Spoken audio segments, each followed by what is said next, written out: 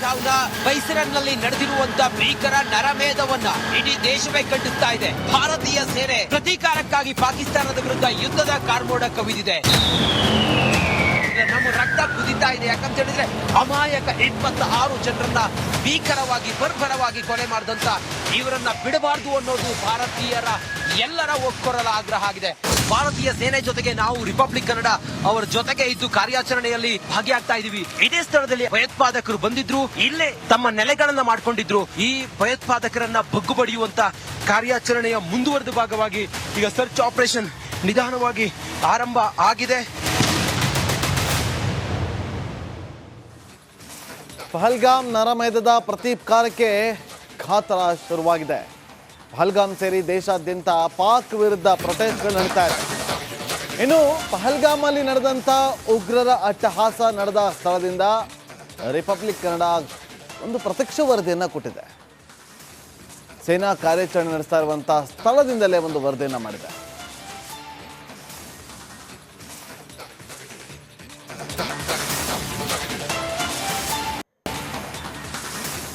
ಇನ್ನೆರಡು ತಿಂಗಳು ಮಾತ್ರ ಅಮರನಾಥ ಯಾತ್ರೆಗೆ ಉಳಿದಿರೋದು. ನೋಡಿ, ಜುಲೈ 3ನೇ ತಾರೀಕಿನಿಂದ ಆಗಸ್ಟ್ 38 ದಿನಗಳ ಕಾಲ, ಆಗಸ್ಟ್ ತಿಂಗಳು 38 ದಿನಗಳ ಕಾಲ ಅಮರನಾಥ ಯಾತ್ರೆ ನಡೆಯುತ್ತೆ.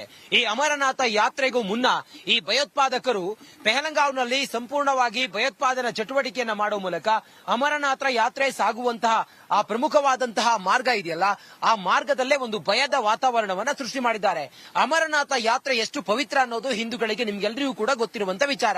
ಈ ಅಮರನಾಥ ಯಾತ್ರೆಯ ಸಮಯದಲ್ಲಿ ಈ ರೀತಿಯಾಗಿ ದುಷ್ಕೃತ್ಯವನ್ನ ಅಥವಾ ಭಯೋತ್ಪಾದನಾ ಚಟುವಟಿಕೆಯನ್ನ ಮಾಡುವ ಮೂಲಕ ಹಿಂದೂಗಳು ಭಯಪಡ್ತಾರೆ ಅನ್ನುವ ವಿಚಾರ ಇವರದ್ದಾಗಿರ್ಬೋದು. ಆದ್ರೆ ಈಗ ಈ ಭಯೋತ್ಪಾದನಾ ಕ್ರಿಮಿಗಳನ್ನ ನಿರ್ಮೂಲನೆ ಮಾಡುವತ್ತ ಸರ್ಕಾರ ಹೊರಟಿರೋದು. ಬಹುಶಃ ಇನ್ನೊಂದು 3-4 ದಿನದಲ್ಲಿ ಸಂಪೂರ್ಣವಾಗಿ ವಾಶ್ ಔಟ್ ಮಾಡಿ ಹಾಕ್ತಾರೆ ಈ ಭಯೋತ್ಪಾದಕರನ್ನ, ಇಲ್ಲಿರುವಂತಹ ಎಲ್ಲಾ ಕ್ರಿಮಿಗಳನ್ನ. ಸದ್ಯಕ್ಕೆ ಕೇಂದ್ರ ಸರ್ಕಾರ ಆ ನಿಟ್ಟಿನಲ್ಲಿ ಎಲ್ಲಾ ರೀತಿಯಲ್ಲೂ ಕೂಡ ಕ್ರಮವನ್ನ ತೆಗೆದುಕೊಳ್ತಾ ಇದೆ. ಸೇನಾ ಆಪರೇಷನ್ಗಳು ನಡೀತಾ ಇದೆ. ಗಡಿಯಲ್ಲಿ ನಾಕಾಬಂದಿ ಹಾಕಲಾಗಿದೆ. ಹೆಚ್ಚಿನ ಸಂಖ್ಯೆಯ ಪೊಲೀಸರನ್ನ ನಿಯೋಜನೆ ಮಾಡಲಾಗಿದೆ. ಜಮ್ಮು ಕಾಶ್ಮೀರ ಪೊಲೀಸರ ಜೊತೆಗೆ ಎನ್ಐಎ ಅಧಿಕಾರಿಗಳು ಕೂಡ ಈಗ ಕೂಂಬಿಂಗ್ ಅನ್ನ ಮಾಡ್ತಾ ಇದ್ದಾರೆ. ಆ ಮೂಲಕ ಸೇನಾ, ಸಿಆರ್ಪಿಎಫ್ ಸೇರಿದಂತೆ ಎಲ್ಲಾ ಯೂನಿಟ್ ಕೂಡ ಈಗ 24 ಗಂಟೆ ರಾತ್ರಿ ಹಗಲು ಎನ್ನದೆ ಕಾರ್ಯಾಚರಣೆಯಲ್ಲಿ ಭಾಗಿಯಾಗಿದ್ದಾರೆ. ಏನು ಈ ಜಿಹಾದಿ ಮನಸ್ಥಿತಿಯ ಕ್ರಿಮಿಗಳೇನಿದ್ದಾರೆ, ಅವರು ಏನು ಅಂದುಕೊಂಡು ಭಯೋತ್ಪಾದಕ ದಾಳಿಗಳನ್ನು ಮಾಡಿದ್ರು, ಆ ದಾಳಿ ನೆರವೇರೋದಕ್ಕೆ ಅಥವಾ ಆ ಒಂದು ಅವರ ಅಜೆಂಡಾ ಈಡೇರೋದಕ್ಕೆ ಇಲ್ಲಿನ ಭಾರತೀಯರು ಬಿಡೋದಿಲ್ಲ ಅನ್ನುವ ಬಹಳ ದೊಡ್ಡ ಸಂದೇಶವನ್ನ ರವಾನೆಯಾಗಿ ಮಾಡಿಯಾಗಿದೆ. 144 ಕೋಟಿ ಭಾರತೀಯರು ಪ್ರತೀಕಾರದ ಮುಂದಡಿಯನ್ನ ನೋಡ್ತಾ ಇದ್ದಾರೆ. ಕೇಂದ್ರ ಸರ್ಕಾರದ ನಿಲುವಿಗೆ ಎಲ್ಲರೂ ಕೂಡ ಬದ್ಧವಾಗಿದ್ದಾರೆ. ಪಕ್ಷಾತೀತವಾಗಿ ಕೇಂದ್ರ ಸರ್ಕಾರದ ಕ್ರಮವನ್ನ ಎಲ್ಲರೂ ಕೂಡ ಬೆಂಬಲಿಸ್ತಾ ಇದ್ದಾರೆ. ಈಗಿರೋದು ಮಾತ್ರ ಪಾಕಿಸ್ತಾನಕ್ಕೆ ನುಗ್ಗಿ ಹೊಡೆಯೋದಿಗಿರೋದು ಮಾತ್ರ ನಮ್ಮ ಮುಂದೆ.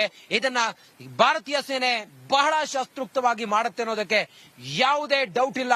ಸದ್ಯಕ್ಕೆ ರಿಪಬ್ಲಿಕ್ ಕನ್ನಡ ಗ್ರೌಂಡ್ ಅಲ್ಲೇ ಇದ್ದು ಸಂಪೂರ್ಣ ಚಿತ್ರಣವನ್ನ ನಿಮ್ಮ ಮುಂದೆ ತೆರೆದಿಡುವಂತ ಪ್ರಯತ್ನವನ್ನ ಮಾಡ್ತಾ ಇದೆ. ಕಾಶ್ಮೀರದಿಂದ ನಾನು ರಂಜಿತ್ ಶಿರಿಯಾ, ರಿಪಬ್ಲಿಕ್ ಕನ್ನಡಕ್ಕಾಗಿ. ಜೈ ಹಿಂದ್.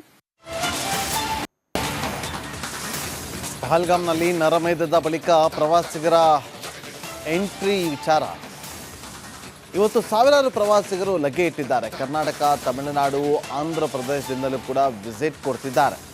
ಪಹಲ್ಗಾಮ್ನಲ್ಲಿ ನರಮೇಧದ ಬಳಿಕ ಪ್ರವಾಸಿಗರ ಎಂಟ್ರಿಯಲ್ಲಿ ಸ್ವಲ್ಪ ಇಳಿಕೆ ಆಗಿತ್ತು.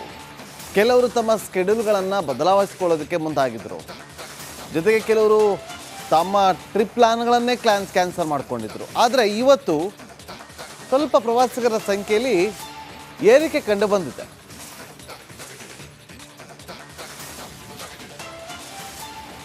ಭಯೋತ್ಪಾದಕರ ದಾಳಿಯಾದ ನಂತರ ಪೆಹಲಗಾವ್ಗೆ ಬರುವಂತ ಪ್ರವಾಸಿಗರ ಸಂಖ್ಯೆ ಒಂದು ಹಂತಕ್ಕೆ ಕಡಿಮೆ ಆಗಿತ್ತು. ಆದ್ರೆ ಈಗ ಈ ಹೊತ್ತಿಗೆ ಇದರ ಹೊರತಾಗಿಯೂ ಕೂಡ ಕರ್ನಾಟಕದ ಪಕ್ಕದ ರಾಜ್ಯ ತಮಿಳುನಾಡಿನಿಂದ ಬಂದಿರುವಂತ ಪ್ರವಾಸಿಗರು ನನ್ನ ಜೊತೆಲಿದ್ದಾರೆ. ಏನಾದ್ರೂ ಭಯ ಇದೆ ಅವರಿಗೆ? ಏನ್ ಹೇಳ್ತಾರೆ ಅವರು? ಈ ಸುಂದರವಾದಂತ ರಮಣೀಯ ಸ್ಥಳವನ್ನ ನೋಡೋದಕ್ಕೆ, ಭಾರತದ ಸ್ವಿಟ್ಜರ್ಲ್ಯಾಂಡ್ ಅಂತೇಳಿ ಕರೆಯುವಂತ ಈ ಕಾಶ್ಮೀರವನ್ನು ನೋಡೋದಕ್ಕೆ ಅವರು ಎಷ್ಟು ಉತ್ಸುಕರಾಗಿದ್ದಾರೆ, ಏನ್ ಖುಷಿ ಇದೆ, ಏನ್ ಮೆಸೇಜ್ ಕೊಡ್ತಾರೆ ಅವರು ದೇಶಕ್ಕೆ ಅನ್ನೋದ್ರ ಬಗ್ಗೆ ಮಾತಾಡೋಣ. ನಮಸ್ಕಾರ. कैसा चल रहा है पूरा?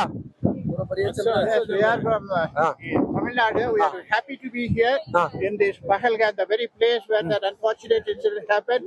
We really condemn the dastardly and cowardly act of the terrorists, and we are happy. We are very, very safe. We are very safe. The local government as well as central government has done a very good job. I really I take my hats off to the Jawans, the CRP man, as well as the police here. We are very safe, safer than the ordinary time. So anybody can come to this stage and without any fear. You are very, very safe, better than what we were before. Thank you. जय हिंद जय हिंद जय हिंद जय हिंद जय हिंद बोलो एक बार भारत माता की एक बार बोलिए भारत माता की ನೋಡಿ ಇದು ಇಲ್ಲಿರುವಂತ ಪ್ರವಾಸಿಗರು ಹೇಳ್ತಾ ಇರುವಂತ ಮಾತು. ನಾವು ತುಂಬಾ ಸೇಫ್ ಆಗಿದೀವಿ, ಯಾವುದೇ ಭಯ ಇಲ್ಲ ನಮ್ಗೆ. ಇನ್ನು ಕೂಡ ಎಲ್ರು ಬನ್ನಿ, ಎಲ್ಲಾ ರೀತಿಯಲ್ಲೂ ಬಂದೋಬಸ್ತು ತುಂಬಾ ವ್ಯವಸ್ಥಿತವಾಗಿ ಮಾಡಿದ್ದಾರೆ, ಯಾವುದೇ ಗೊಂದಲವೂ ಇಲ್ಲ. ತುಂಬಾ ಬ್ಯೂಟಿಫುಲ್ ಜಾಗ, ಭಾರತದ ಶಿಖರ ಕಾಶ್ಮೀರ. ಇಂತ ಯಾವುದೇ ಭಯೋತ್ಪಾದಕರ ದಾಳಿಗೆ ನಡುಗೋದಿಲ್ಲ ಅನ್ನೋ ಮಾತನ್ನು ಹೇಳ್ತಾ ಇದ್ದಾರೆ. ಕಾಶ್ಮೀರದಿಂದ ನಾನು ರಂಜಿತ್ ಶಿರಿಯಾರ್, ರಿಪಬ್ಲಿಕ್ ಕನ್ನಡಕ್ಕಾಗಿ. ಜೈ ಹಿಂದ್.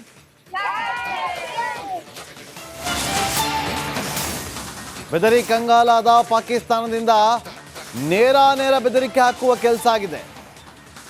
ಅಣುಯುದ್ಧದ ಬೆದರಿಕೆ ಒಡ್ಡಿದಂತಹ ಪಾಕಿಸ್ತಾನದ ಸಚಿವ 130 ಅಣ್ವಸ್ತ್ರಗಳು ಇರೋದೇ ಭಾರತಕ್ಕಾಗಿ. ಭಾರತದ ವಾಟರ್ ಬಾಂಬ್ಗೆ ಬೆದರಿ ಕಂಗಾಲಾಗಿರುವಂತ ಪಾಕ್, ಹೆದರಿಕೆಯಲ್ಲಿ ತಡಬಾಡಿಸಿದಂತ ಸಚಿವ.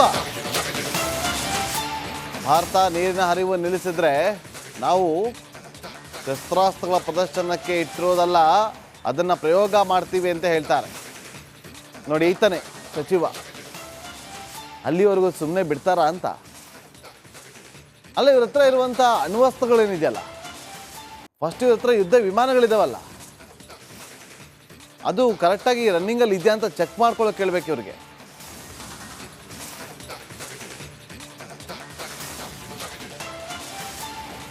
उन्होंने कह दिया ना कि अगर हमारा पानी बंद करेंगे तो फिर जंग के लिए तैयार हो जाएं। ये जो गोरी, शहीन, गजनवी, ये चौकों में सजाने के लिए नहीं हमने रखे हुए, ये हमने हिंदुस्तान के लिए रखे हैं बाबा।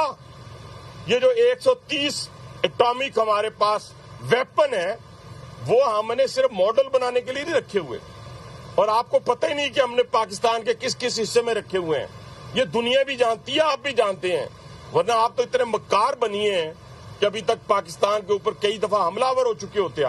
आपने बड़ी दफा कोशिश की, लेकिन जब आपको पता चला कि हमारे शाहीन जो है फिजाओं में आ गए हैं, तो आप भाग गए। तो इसलिए मैं दोबारा दोहराने लगा हूं, ये जो बैलिस्टिक मिसाइल हैं, ये जो क्रूज मिसाइल हैं, ये जो शाहीन है, गौरी है, ये मैं फिर दोहराने लगा हूं, ये हमारे चौकों में नहीं है। ತೆಲಂಗಾಣದ ಬೈಸರನ್ನಲ್ಲಿ ನಡೆದಿರುವಂತ ಭೀಕರ ನರಮೇಧವನ್ನ ಇಡೀ ದೇಶವೇ ಖಂಡಿಸ್ತಾ ಇದೆ. ಭಾರತೀಯ ಸೇನೆ ಪ್ರತೀಕಾರಕ್ಕಾಗಿ ಪಾಕಿಸ್ತಾನದ ವಿರುದ್ಧ ಯುದ್ಧದ ಕಾರ್ಮೋಡ ಕವಿದಿದೆ. ನಮ್ಮ ರಕ್ತ ಕುದಿತಾ ಇದೆ. ಯಾಕಂತ ಹೇಳಿದ್ರೆ ಅಮಾಯಕ 26 ಜನರನ್ನ ಭೀಕರವಾಗಿ ಬರ್ಬರವಾಗಿ ಕೊಲೆ ಮಾಡಿದಂತ ಇವರನ್ನ ಬಿಡಬಾರದು ಅನ್ನೋದು ಭಾರತೀಯರ ಎಲ್ಲರ ಒಕ್ಕೊರಲ ಆಗ್ರಹ ಆಗಿದೆ.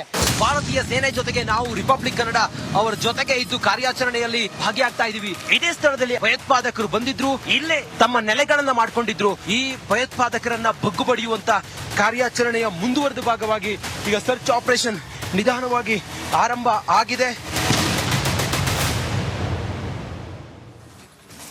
ಪಹಲ್ಗಾಮ್ ನರಮೇಧದ ಪ್ರತೀಕಾರಕ್ಕೆ ಕಾತರ ಶುರುವಾಗಿದೆ.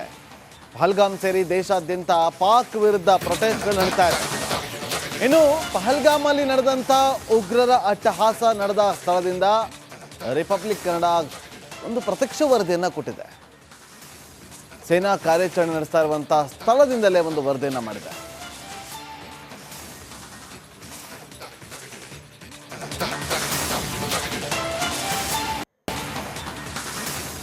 ಇನ್ನೆರಡು ತಿಂಗಳು ಮಾತ್ರ ಅಮರನಾಥ ಯಾತ್ರೆಗೆ ಉಳಿದಿರೋದು. ನೋಡಿ, ಜುಲೈ 3ನೇ ತಾರೀಕಿನಿಂದ ಆಗಸ್ಟ್ 38 ದಿನಗಳ ಕಾಲ, ಆಗಸ್ಟ್ ತಿಂಗಳು 38 ದಿನಗಳ ಕಾಲ ಅಮರನಾಥ ಯಾತ್ರೆ ನಡೆಯುತ್ತೆ. ಈ ಅಮರನಾಥ ಯಾತ್ರೆಗೂ ಮುನ್ನ ಈ ಭಯೋತ್ಪಾದಕರು ಪೆಹಲಗಾಂವ್ನಲ್ಲಿ ಸಂಪೂರ್ಣವಾಗಿ ಭಯೋತ್ಪಾದನಾ ಚಟುವಟಿಕೆಯನ್ನ ಮಾಡುವ ಮೂಲಕ ಅಮರನಾಥ ಯಾತ್ರೆ ಸಾಗುವಂತಹ ಆ ಪ್ರಮುಖವಾದಂತಹ ಮಾರ್ಗ ಇದೆಯಲ್ಲ, ಆ ಮಾರ್ಗದಲ್ಲೇ ಒಂದು ಭಯದ ವಾತಾವರಣವನ್ನ ಸೃಷ್ಟಿ ಮಾಡಿದ್ದಾರೆ. ಅಮರನಾಥ ಯಾತ್ರೆ ಎಷ್ಟು ಪವಿತ್ರ ಅನ್ನೋದು ಹಿಂದೂಗಳಿಗೆ ನಿಮ್ಗೆಲ್ಲರಿಗೂ ಕೂಡ ಗೊತ್ತಿರುವಂತ ವಿಚಾರ. ಈ ಅಮರನಾಥ ಯಾತ್ರೆಯ ಸಮಯದಲ್ಲಿ ಈ ರೀತಿಯಾಗಿ ದುಷ್ಕೃತ್ಯವನ್ನ ಅಥವಾ ಭಯೋತ್ಪಾದನಾ ಚಟುವಟಿಕೆಯನ್ನ ಮಾಡೋ ಮೂಲಕ ಹಿಂದೂಗಳು ಭಯಪಡ್ತಾರೆ ಅನ್ನುವ ವಿಚಾರ ಇವರದ್ದಾಗಿರ್ಬೋದು. ಆದ್ರೆ ಈಗ ಈ ಭಯೋತ್ಪಾದನಾ ಕ್ರಿಮಿಗಳನ್ನ ನಿರ್ಮೂಲನೆ ಮಾಡುವತ್ತ ಸರ್ಕಾರ ಹೊರಟಿರೋದು. ಬಹುಶಃ ಇನ್ನೊಂದು 3-4 ದಿನದಲ್ಲಿ ಸಂಪೂರ್ಣವಾಗಿ ವಾಶ್ ಔಟ್ ಮಾಡಿ ಹಾಕ್ತಾರೆ ಈ ಭಯೋತ್ಪಾದಕರನ್ನ, ಇಲ್ಲಿರುವಂತ ಎಲ್ಲಾ ಕ್ರಿಮಿಗಳನ್ನ. ಸದ್ಯಕ್ಕೆ ಕೇಂದ್ರ ಸರ್ಕಾರ ಆ ನಿಟ್ಟಿನಲ್ಲಿ ಎಲ್ಲಾ ರೀತಿಯಲ್ಲೂ ಕೂಡ ಕ್ರಮವನ್ನ ತೆಗೆದುಕೊಳ್ತಾ ಇದೆ. ಸೇನಾ ಆಪರೇಷನ್ಗಳು ನಡೀತಾ ಇದೆ, ಗಡಿಯಲ್ಲಿ ನಾಕಾಬಂದಿ ಹಾಕಲಾಗಿದೆ, ಹೆಚ್ಚಿನ ಸಂಖ್ಯೆಯ ಪೊಲೀಸರನ್ನ ನಿಯೋಜನೆ ಮಾಡಲಾಗಿದೆ. ಜಮ್ಮು ಕಾಶ್ಮೀರ ಪೊಲೀಸರ ಜೊತೆಗೆ ಎನ್ಐಎ ಅಧಿಕಾರಿಗಳು ಕೂಡ ಈಗ ಕೂಂಬಿಂಗ್ ಅನ್ನ ಮಾಡ್ತಾ ಇದ್ದಾರೆ. ಆ ಮೂಲಕ ಸೇನಾ, ಸಿಆರ್ಪಿಎಫ್ ಸೇರಿದಂತೆ ಎಲ್ಲಾ ಯೂನಿಟ್ ಕೂಡ ಈಗ 24 ಗಂಟೆ ರಾತ್ರಿ ಹಗಲು ಎನ್ನದೆ ಕಾರ್ಯಾಚರಣೆಯಲ್ಲಿ ಭಾಗಿಯಾಗಿದ್ದಾರೆ. ಏನು ಈ ಜಿಹಾದಿ ಮನಸ್ಥಿತಿಯ ಕ್ರಿಮಿಗಳೇನಿದ್ದಾರೆ, ಅವರು ಏನು ಅಂದುಕೊಂಡು ಭಯೋತ್ಪಾದಕ ದಾಳಿಗಳನ್ನು ಮಾಡಿದ್ರು, ಆ ದಾಳಿ ನೆರವೇರೋದಕ್ಕೆ ಅಥವಾ ಆ ಒಂದು ಅವರ ಅಜೆಂಡಾ ಈಡೇರೋದಕ್ಕೆ ಇಲ್ಲಿನ ಭಾರತೀಯರು ಬಿಡೋದಿಲ್ಲ ಅನ್ನುವ ಬಹಳ ದೊಡ್ಡ ಸಂದೇಶವನ್ನ ಮಾಡಿಯಾಗಿದೆ. 144 ಕೋಟಿ ಭಾರತೀಯರು ಪ್ರತೀಕಾರದ ಮುಂದಡಿಯನ್ನ ನೋಡ್ತಾ ಇದ್ದಾರೆ. ಕೇಂದ್ರ ಸರ್ಕಾರದ ನಿಲುವಿಗೆ ಎಲ್ಲರೂ ಕೂಡ ಬದ್ಧವಾಗಿದ್ದಾರೆ. ಪಕ್ಷಾತೀತವಾಗಿ ಕೇಂದ್ರ ಸರ್ಕಾರದ ಕ್ರಮವನ್ನ ಎಲ್ಲರೂ ಕೂಡ ಬೆಂಬಲಿಸ್ತಾ ಇದ್ದಾರೆ. ಈಗಿರೋದು ಮಾತ್ರ ಪಾಕಿಸ್ತಾನಕ್ಕೆ ನುಗ್ಗಿ ಹೊಡೆಯೋದಿಗಿರೋದು ಮಾತ್ರ ನಮ್ಮ ಮುಂದೆ. ಇದನ್ನ ಭಾರತೀಯ ಸೇನೆ ಬಹಳ ಶಾಸ್ತ್ರೋಕ್ತವಾಗಿ ಮಾಡುತ್ತೆ ಅನ್ನೋದಕ್ಕೆ ಯಾವುದೇ ಡೌಟ್ ಇಲ್ಲ. ಸದ್ಯಕ್ಕೆ ರಿಪಬ್ಲಿಕ್ ಕನ್ನಡ ಗ್ರೌಂಡ್ ಅಲ್ಲೇ ಇದ್ದು ಸಂಪೂರ್ಣ ಚಿತ್ರಣವನ್ನ ನಿಮ್ಮ ಮುಂದೆ ತೆರೆದಿಡುವಂತ ಪ್ರಯತ್ನವನ್ನ ಮಾಡ್ತಾ ಇದೆ. ಕಾಶ್ಮೀರದಿಂದ ನಾನು ರಂಜಿತ್ ಶಿರಿಯಾ, ರಿಪಬ್ಲಿಕ್ ಕನ್ನಡಕ್ಕಾಗಿ. ಜೈ ಹಿಂದ್. ಪಹಲ್ಗಾಮ್ನಲ್ಲಿ ನರಮೇಧದ ಬಳಿಕ ಪ್ರವಾಸಿಗರ ಎಂಟ್ರಿ ವಿಚಾರ. ಇವತ್ತು ಸಾವಿರಾರು ಪ್ರವಾಸಿಗರು ಲಗ್ಗೆ ಇಟ್ಟಿದ್ದಾರೆ. ಕರ್ನಾಟಕ, ತಮಿಳುನಾಡು, ಆಂಧ್ರ ಪ್ರದೇಶದಿಂದಲೂ ಕೂಡ ವಿಸಿಟ್ ಕೊಡ್ತಿದ್ದಾರೆ. ಪಹಲ್ಗಾಮ್ನಲ್ಲಿ ನರಮೇಧದ ಬಳಿಕ ಪ್ರವಾಸಿಗರ ಎಂಟ್ರಿಯಲ್ಲಿ ಸ್ವಲ್ಪ ಇಳಿಕೆ ಆಗಿತ್ತು. ಕೆಲವರು ತಮ್ಮ ಸ್ಕೆಡ್ಯೂಲ್ಗಳನ್ನು ಬದಲಾಯಿಸಿಕೊಳ್ಳೋದಕ್ಕೆ ಮುಂದಾಗಿದ್ದರು. ಜೊತೆಗೆ ಕೆಲವರು ತಮ್ಮ ಟ್ರಿಪ್ ಪ್ಲಾನ್ಗಳನ್ನೇ ಕ್ಯಾನ್ಸಲ್ ಮಾಡಿಕೊಂಡಿದ್ರು. ಆದರೆ ಇವತ್ತು ಸ್ವಲ್ಪ ಪ್ರವಾಸಿಗರ ಸಂಖ್ಯೆಯಲ್ಲಿ ಏರಿಕೆ ಕಂಡು ಬಂದಿದೆ.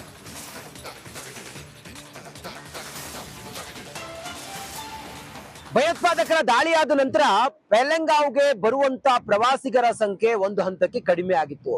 ಆದ್ರೆ ಈಗ ಈ ಹೊತ್ತಿಗೆ ಇದರ ಹೊರತಾಗಿಯೂ ಕೂಡ ಕರ್ನಾಟಕದ ಪಕ್ಕದ ರಾಜ್ಯ ತಮಿಳುನಾಡಿನಿಂದ ಬಂದಿರುವಂತ ಪ್ರವಾಸಿಗರು ನಂಜೊತೆಲಿದ್ದಾರೆ. ಏನಾದ್ರೂ ಭಯ ಇದೆ ಅವರಿಗೆ? ಏನ್ ಹೇಳ್ತಾರೆ ಅವರು? ಈ ಸುಂದರವಾದಂತ ರಮಣೀಯ ಸ್ಥಳವನ್ನ ನೋಡೋದಕ್ಕೆ, ಭಾರತದ ಸ್ವಿಟ್ಜರ್ಲ್ಯಾಂಡ್ ಅಂತೇಳಿ ಕರೆಯುವಂತ ಈ ಕಾಶ್ಮೀರವನ್ನು ನೋಡೋದಕ್ಕೆ ಅವರು ಎಷ್ಟು ಉತ್ಸುಕರಾಗಿದ್ದಾರೆ, ಏನ್ ಖುಷಿ ಇದೆ, ಏನ್ ಮೆಸೇಜ್ ಕೊಡ್ತಾರೆ ಅವರು ದೇಶಕ್ಕೆ ಅನ್ನೋದ್ರ ಬಗ್ಗೆ ಮಾತಾಡೋಣ. ನಮಸ್ಕಾರ. ಕೈಸಾ ಚಲ್ ರಹಾ ಹೈ ಪೂರಾ? Yes, we are from Tamil Nadu. We are happy to be here in this Pahalgam, the very place where that unfortunate incident happened. We really condemn the dastardly and cowardly act of the terrorists, and we are happy. We are very, very safe. We are very safe. The local government as well as central government has done a very good job. I take my hats off to the Jawans, the CRP man, as well as the police here. We are very safe, safer than the ordinary time. So anybody can come to this stage and without any fear. You are very, very safe, better than what we were before. Thank you. जय हिंद, जय हिंद, जय हिंद, जय हिंद, जय हिंद. बोलो एक बार भारत माता की जय. एक बार बोलिए भारत माता की जय.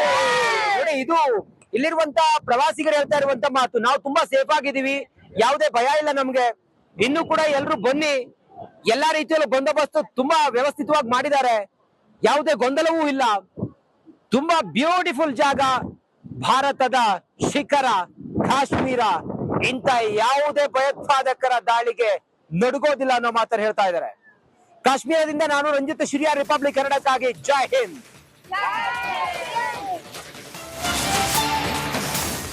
ಬೆದರಿ ಕಂಗಾಲಾದ ಪಾಕಿಸ್ತಾನದಿಂದ ನೇರ ಬೆದರಿಕೆ ಹಾಕುವ ಕೆಲಸ ಆಗಿದೆ. ಅಣುಯುದ್ಧದ ಬೆದರಿಕೆ ಒಡ್ಡಿದಂತಹ ಪಾಕಿಸ್ತಾನದ ಸಚಿವ 130 ಅಣ್ವಸ್ತ್ರಗಳು ಇರೋದೇ ಭಾರತಕ್ಕಾಗಿ. ಭಾರತದ ವಾಟರ್ ಬಾಂಬ್ಗೆ ಬೆದರಿ ಕಂಗಾಲಾಗಿರುವಂಥ ಪಾಕ್ ಹೆದರಿಕೆಯಲ್ಲಿ ತಡಬಾಡಿಸಿದಂಥ ಸಚಿವ.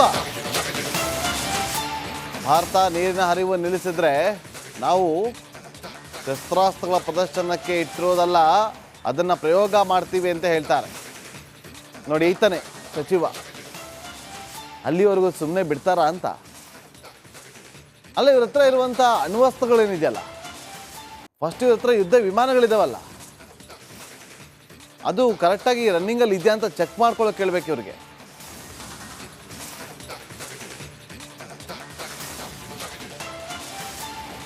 उन्होंने कह दिया ना कि अगर हमारा पानी बंद करेंगे तो फिर जंग के लिए तैयार हो जाएं। ये जो गोरी, शहीन, गजनवी, ये चौकों में सजाने के लिए नहीं हमने रखे हुए, ये हमने हिंदुस्तान के लिए रखे हैं बाबा। ये जो 130 एटॉमिक हमारे पास वेपन है, वो हमने सिर्फ मॉडल बनाने के लिए नहीं रखे हुए। और आपको पता ही नहीं कि हमने पाकिस्तान के किस किस हिस्से में रखे हुए हैं। ये दुनिया भी जानती है, आप भी जानते हैं, वरना आप तो इतने मक्कार बनिए हैं कि अभी तक पाकिस्तान के ऊपर कई